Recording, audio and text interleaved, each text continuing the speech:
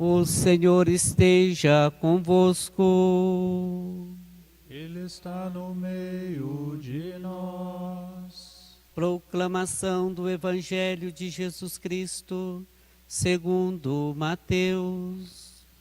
Glória a vós, Senhor.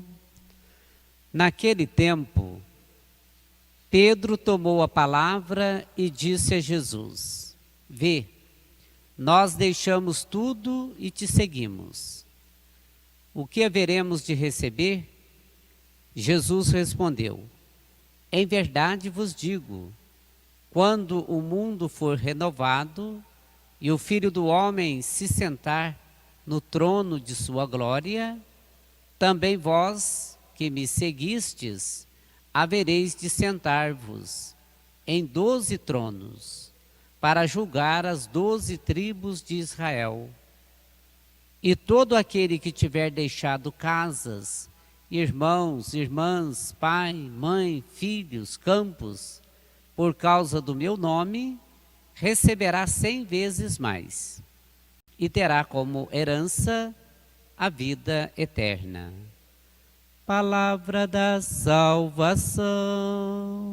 Glória a vós, Senhor.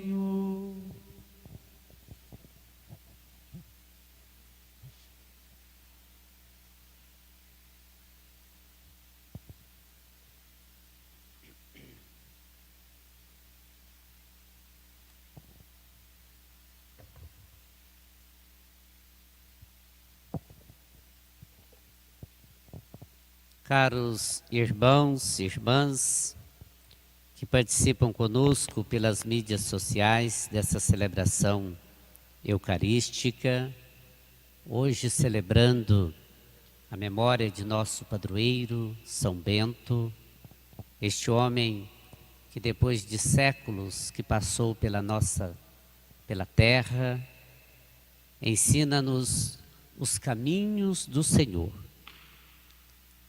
E ensina-nos também a caminhar como irmãos e irmãs. E a palavra de Deus, que nós acabamos de ouvir, ela trabalha em nós justamente aquilo que São Bento praticou após observar os ensinamentos do Senhor. Na primeira leitura do livro dos Provérbios, o autor sagrado nos ensina, conforme ensinou e chamou a atenção do povo lá no Antigo Testamento, que a observância à palavra de Deus, a atenção à palavra de Deus e aos seus mandamentos faz com que nós ganhamos do mesmo Deus a sabedoria, para podermos agir conforme o que ele nos ensina. E esta palavra não foi direcionada só para aquele povo do Antigo Testamento, não. É para nós hoje. Como é que nós ouvimos a palavra de Deus, escutamos a palavra de Deus?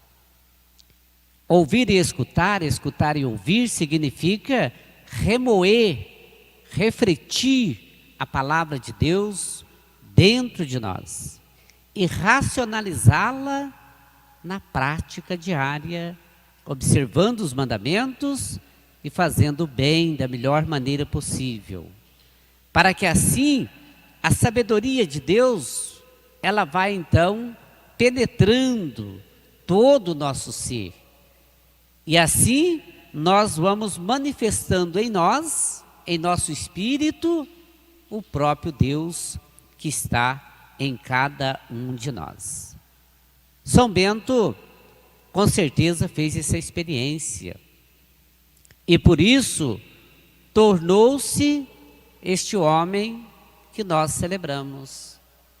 Homem de fé, homem que observou os mandamentos do Senhor. E é por isso mesmo que bem próximo de nós, em 1964, há 56 anos, o Papa Paulo VI o declarou padroeiro principal da Europa. a quem a civilização europeia deve muito. Porque São Bento é aquele que restaurou, lá naquele tempo, no século V, a cultura do povo e restaurou também a espiritualidade cristã. Ele salvaguardou tudo isso numa época em que era necessário salvaguardar, porque foi o final do domínio do Império Romano. E a cultura romana, a espiritualidade estavam em perigo. E os monges, então, foram os que salvaguardaram, cuidaram desse patrimônio histórico, cultural, espiritual da humanidade.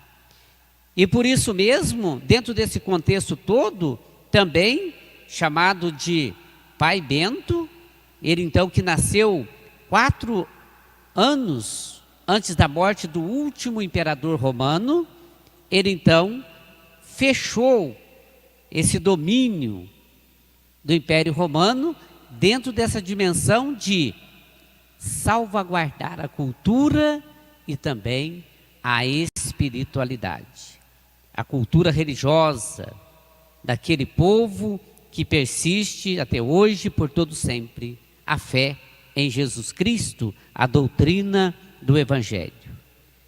E é preciso que nós também olhemos para esse detalhe. Ele, o guardião monástico ocidental, juntamente com os monges, mostram para nós que nós também devemos hoje salvaguardar, cuidar daquilo que é cultura, daquilo que é valor, daquilo que é histórico, da vida espiritual, da vida humana, dentro também de nossas vidas, de nossa paróquia, de nossas famílias, como sinal do amor de Deus. Bento, então, era um homem que amava as coisas concretas e claras. Não era um homem complexo, complicado. Pelo contrário, ele resumia a sua regra num lema muito eficaz, lá no mosteiro, juntamente com os seus irmãos, e resume para nós hoje também em 2 virtudes essenciais: a oração e o trabalho. Mas o trabalho, não somente um trabalho formal, trabalho diário, que pode ser transformado numa oração também. Então ele era simples assim, e propunha isso em meio a algumas renúncias aos seus irmãos também. Com isso, restituiu a ascese cristã, ou seja, a vida cristã numa elevação espiritual lá naquele tempo, de crise espiritual também. Ele então, junto com outros, salvaguarda a fé e testemunha essa mesma fé para todos nós que hoje somos cristãos. Contemplação e ação. Interessante isso. Ele contempla, mas ele também age. Por isso que uma fé só no sentido de contemplar, é claro que temos os vocacionados para essas virtudes também, mas é preciso ter uma ação. A ação concretiza a fé. Não podemos ficar somente numa fé, numa dimensão de contemplação. A ação é que mostra que nós contemplamos realmente o verdadeiro Deus. E São Bento nos ensina isso hoje, conforme o próprio Espírito Santo nos orienta. E o próprio Evangelho, que é a Boa Nova, o próprio Jesus Cristo. E aí continua São Bento: o verdadeiro monge devia ser assim, como se lê no 2º capítulo da sua regra. E aqui o negócio fica pesado, porque ele exige mesmo de seus companheiros, monges, colegas, mas ele exige aquilo que o Evangelho pede também para cada um de nós hoje. Olhe bem o que ele exige lá no mosteiro para os seus colegas, os monges, no 2º capítulo de sua regra. Que o monge não seja soberbo, não seja violento, não seja comilão, não seja dorminhoco, não seja preguiçoso, murmurador por qualquer coisa, mas também não seja detrator, ou seja, também desequilibrado emocionalmente. Isso era uma exigência que ele fazia aos seus companheiros. Mania de grandeza, soberbo, violento nas palavras, nos atos, né? Não ser comilão, comer demais, né? Então era uma das regras dele, né, que ele propunha. Dormir muito, dormir apenas o necessário. Hoje é o contrário, o povo está dormindo é pouco. E aí temos que tomar cuidado. De repente ficamos empolgados com tantas coisas e aí não dorme quase nada também. Aí é o outro lado da moeda. Aí vai ter problema também. Então é preciso observar bem. Não ser preguiçoso. Às vezes nós somos preguiçosos, né? Nos acomodamos, não temos atitudes, não temos iniciativas. É preciso tomar cuidado. É preciso que nós vamos corrigindo a nossa dimensão, às vezes na preguiça, às vezes murmuramos tanto, né, por tanta pouca coisa. Agora nesse tempo de pandemia, a gente ouve as pessoas dizer assim, olha, eu reclamava, não devia reclamar. E é verdade, quer dizer, piorou, né? Então a gente tem que saber agradecer a Deus e não reclamar por qualquer coisa. Às vezes reclamamos muito por coisas fúteis, por coisas sutis, coisas não necessárias. E aí quando a coisa fica feia, nós entendemos que para que murmuramos à toa? Por coisas tão desnecessárias para nós. Então é preciso que nos preparemos também para viver essas virtudes que ele propõe aos monges e a cada um de nós. Não sermos desequilibrados emocionais, né? Às vezes somos muito desequilibrados. Você e na sua família, como esposa, pais, filhos. Alimenta esse equilíbrio emocional para não estar distratando, estragando o outro, às vezes através de palavras. E aí ele conclui, ensinando aos monges que eles devem ser casto, né? Procurar ser puro, manso, zeloso, humilde, obediente à palavra de Deus, às regras. Então são as virtudes que ele propõe para o bom monge, lá no mosteiro. E ele pratica tudo isso e muito mais. São Bento era de família nobre e foi enviado para Roma para estudar filosofia e retórica, a arte de conhecer, para aprender também a arte de comunicar-se, falar bem, né? Mas ele não enquadrou muito bem lá não, e acabou saindo, e na companhia de um ermitão, né? Ele então vai para um lugar deserto, onde ele vai ficar ali vários anos em oração, vivendo numa dimensão disciplinar forte, né? Uma disciplina firme, né? Depois que ele abandona esses estudos, esse bem-estar em Roma, ele prefere ficar sozinho um tempo. E depois ele continua a sua caminhada. E logo aos 20 anos, novo ainda, como vemos, ele não satisfeito também com essa solidão, aí ele continua a sua caminhada, sob o guia de um amigo. Ele vai viver então esses 3 anos em oração e penitência. Mas também não se enquadrou muito bem aí não. Depois de um tempo, ele caminha mais um pouco. E aí esteve um breve tempo junto com os monges. Deles tornou-se prior. Depois, por maldade, por inveja, tentaram matá-lo. dar veneno para ele, como diz os ensinamentos. Mas ele não morreu. Conta uma história que não sabemos se é verdade ou não. Na imagem do São Bento temos ali um corvo, na imagem dele de monge, não é? E conta-se que esse corvo visitava ele no mosteiro, ele dava alimento para esse corvo. E quando ele percebe que ali havia um alimento envenenado, ele encarrega esse corvo de levar esse alimento e jogar fora, consumir num lugar onde não houvesse perigo de nada comer, nem mesmo os animais. Conta-se essa história, mas também o corvo quer significar essa abertura para o infinito, para a graça.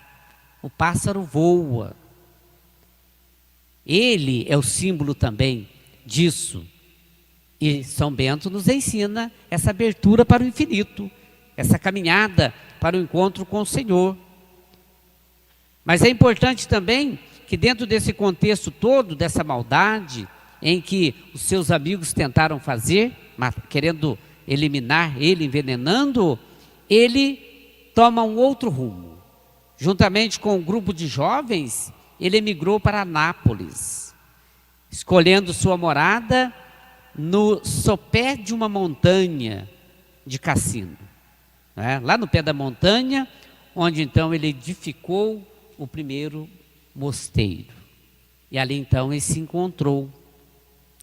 Era fechado de 4 lados, dos 4 lados, uma fortaleza que ele constrói juntamente com este grupo de jovens, né? Aberto a uma luz do alto. No centro do mosteiro tinha uma luz, um negócio aberto, para que o sol pudesse clarear. No pé da montanha não tinha eletricidade, então o sol ali clareava dentro todo, porque captava através dessa abertura, mas também tinha um simbolismo. A claridade, o sol que lá entrava, era como se fosse, simbolicamente claro, a graça de Deus que entrava, para que eles pudessem depois despejar essa graça no mundo.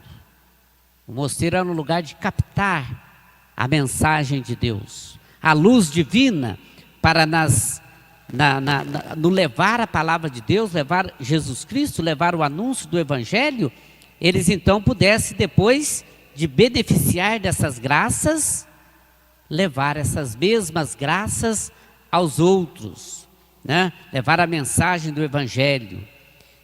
Então é um simbolismo, mas também um sinal, porque ali eles captavam, para mostrar a graça de Deus que estava com eles, para levar essa mesma graça aos outros, às pessoas. Nós também captamos essas graças. O mosteiro era um simbolismo, mas nós também estamos dentro de um mosteiro, que é o mundo, é a terra. E a luz divina vem até nós, e devemos despejá-la novamente no mundo, em forma de testemunho da fé. E o seu emblema monástico era a cruz e o arado. A cruz quer dizer o sinal da oração, conforme ele ensina seus companheiros, os monges e a cada um de nós. A cruz é o sinal salvífico, está lá na sua medalha, como sinal de salvação, cheia a medalha de significados. Dela emana a própria graça de Deus, como sinal da graça que vem até nós, mas também o arado. O arado, aquele negócio que, né, naquele tempo puxado pelo animal, que vira a terra, mexe com a terra para o plantio, porque os monges também trabalhavam, plantavam, colhiam para o seu sustento e fazer caridade. E mexer com a terra também tem outro significado aí, né? O arado, aí como graça de Deus para mexer com a terra do nosso coração, do nosso ser, para produzir bons frutos, tirar aquilo que está mais aprofundado, que é bom para ser manifesto nas ações. Então ele torna-se a nova forma de conceber a ascese cristã. Através da oração e trabalho, ele aperfeiçoa. Orar e trabalhar, ora e labora. Ele aperfeiçoa isso lá no mosteiro para ensinar os seus amigos e ensinar a cada um de nós hoje também a importância do trabalho. E o trabalho hoje não é tão fácil, trabalho oficializado. Vivemos num tempo de limitação de mão de obra, por conta de grandes problemas, de tecnologia, que é bom, mas também tira a mão de obra. E o trabalho é necessário para a sobrevivência. Isso para edificar também a sua dimensão espiritual e materialmente falando, na nova sociedade, sobre as ruínas do mundo romano. Então, sobre essas ruínas do mundo romano, da arte, da cultura, ele então vem para salvaguardar tudo isso, juntamente lá no mosteiro com os seus companheiros monges, mas também para colocar aí a fé, a espiritualidade. E São Bento é precedido no túmulo de sua irmã Santa Escolástica.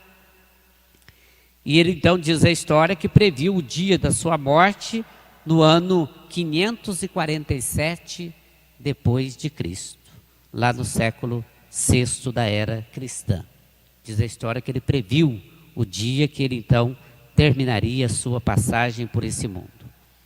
E assim, São Bento nos ensina, a comunidade São Bento de nossa paróquia, toda a nossa paróquia, todos nós, a igreja, como é que nós devemos hoje viver o Evangelho, viver a Boa Nova, viver a salvação, para que assim nós possamos beber na fonte sempre, que é Cristo, a luz, luz para todos nós, que ele captava lá no mosteiro, através desse simbolismo da abertura do mosteiro ao sol, que clareava, mas a claridade mais bonita é a luz de Cristo que lá estava, entrava no coração deles para serem testemunhas do Evangelho, levar o reino de Deus, salvaguardando a fé.